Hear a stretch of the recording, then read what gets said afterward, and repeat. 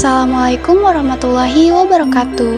Halo teman-teman semuanya, apa kabar? Semoga teman-teman dalam keadaan sehat selalu ya. Amin.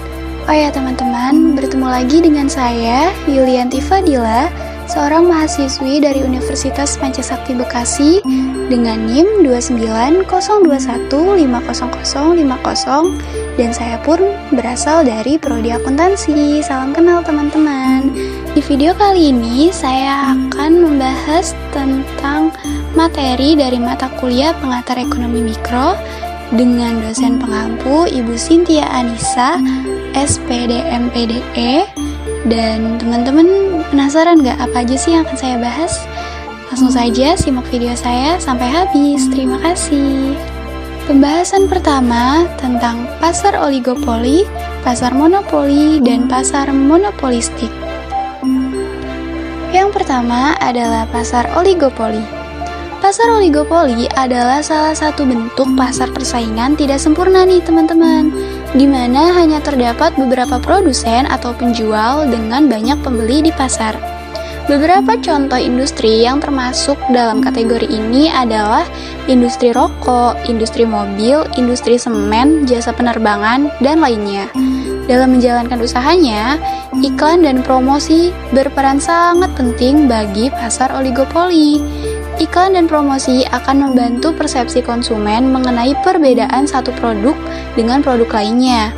Hal ini dikarenakan pada dasarnya oligopoli menjual barang yang relatif homogen, sehingga dapat saling menggantikan. Oleh karenanya, loyalitas konsumen pada satu produk harus dijaga agar tidak berpindah ke produk lainnya. Yang kedua, pasar monopoli. Pasar monopoli adalah suatu bentuk pasar di mana sebuah penjual tunggal menguasai pasar atau monopolis, berkuasa untuk menentukan harga dan tidak punya barang sejenis yang hampir sama. Pada dasarnya, pasar monopoli tidak terdapat barang lain yang sejenis dan tidak ada pesaing bagi sebuah perusahaan. Penjual pada pasar monopoli disebut monopolis yang merupakan pihak tunggal. Monopolis atau pihak penjual mempunyai kekuasaan dan menguasai pasar untuk menentukan harga. Adapun beberapa ciri-ciri dari pasar monopoli, yaitu 1. Hanya terdapat satu produsen dalam pasar. Yang kedua, tidak memiliki barang pengganti yang mirip. Yang ketiga, terdapat hambatan bagi perusahaan lain untuk bisa masuk ke dalam pasar. Yang keempat, produsen tidak bertindak sebagai penentu harga. Yang kelima atau yang terakhir, promosi tidak diperlukan.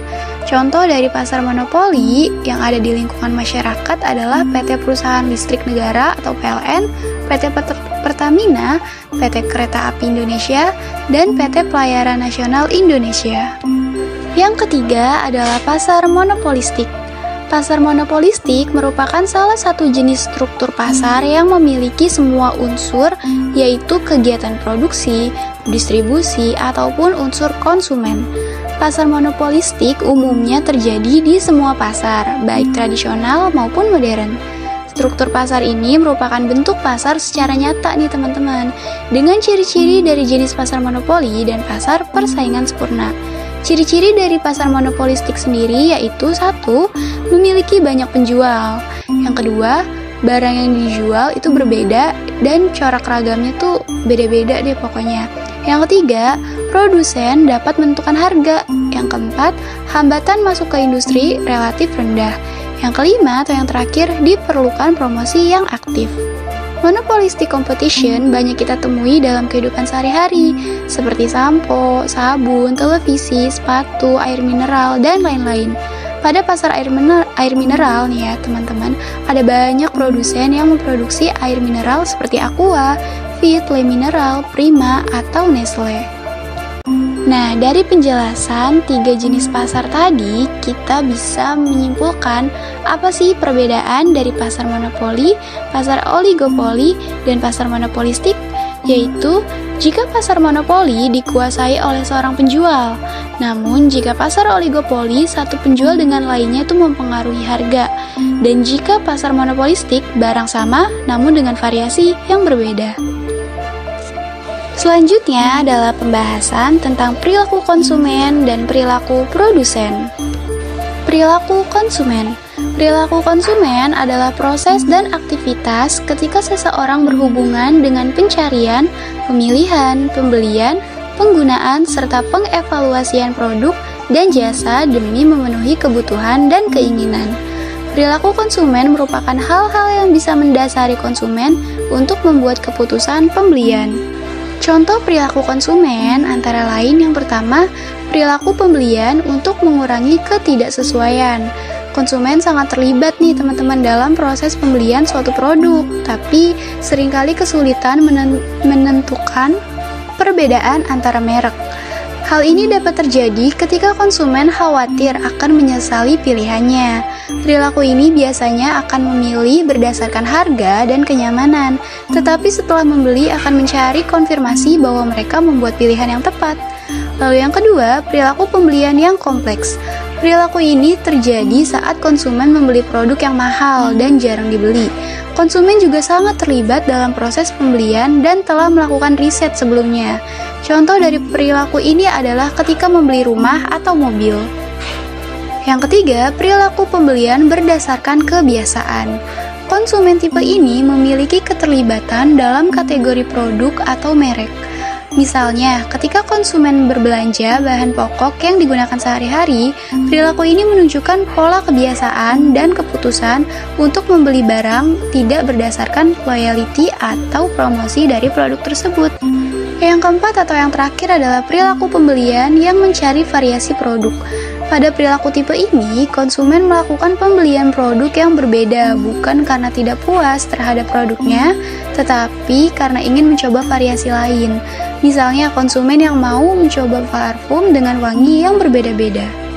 Perilaku produsen. Perilaku produsen adalah pemikiran mengenai bagaimana cara produsen dalam membuat barang dan jasa dengan tujuan memperoleh keuntungan.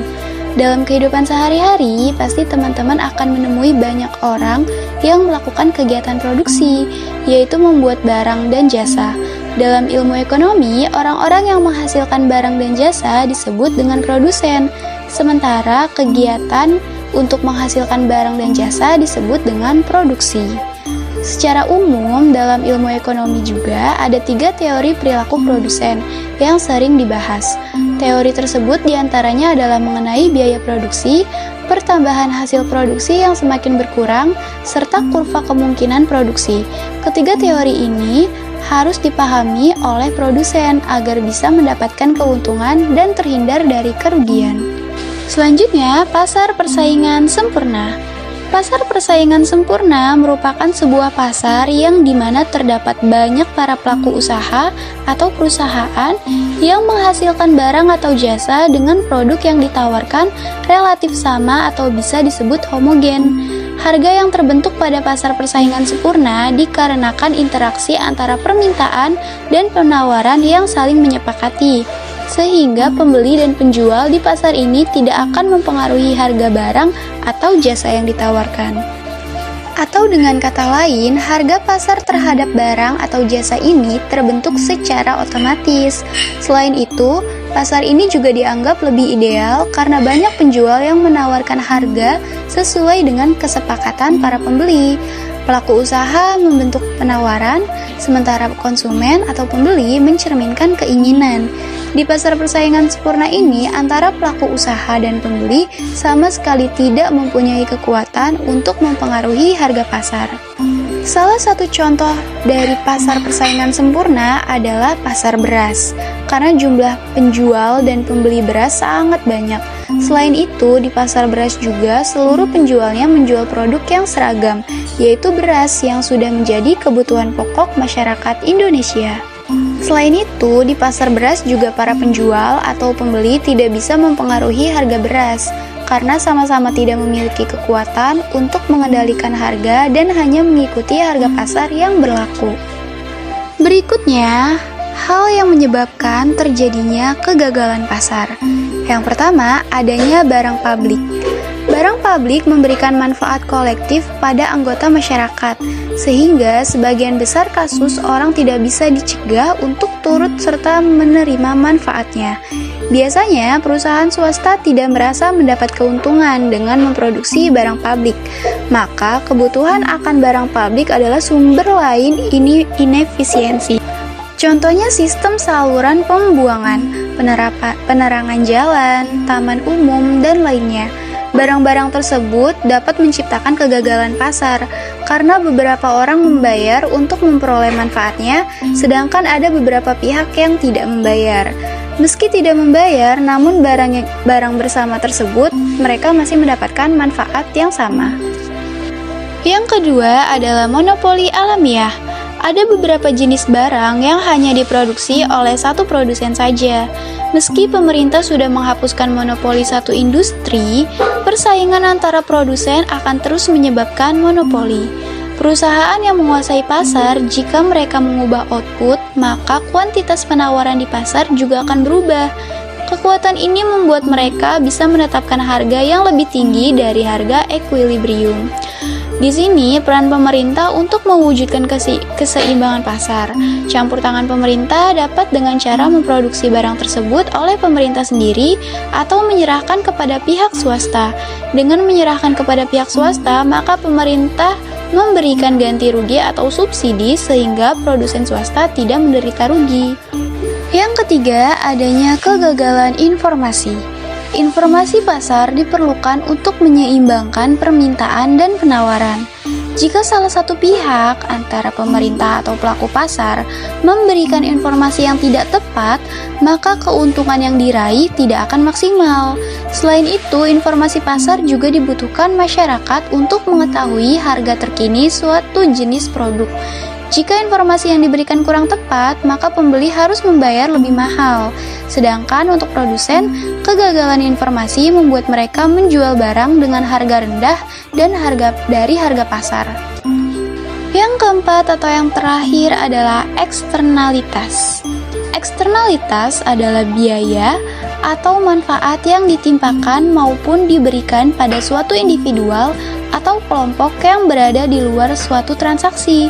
Jika biaya atau manfaat sosial seperti itu diabaikan, keputusan rumah tangga maupun perusahaan cenderung keliru atau inefisien.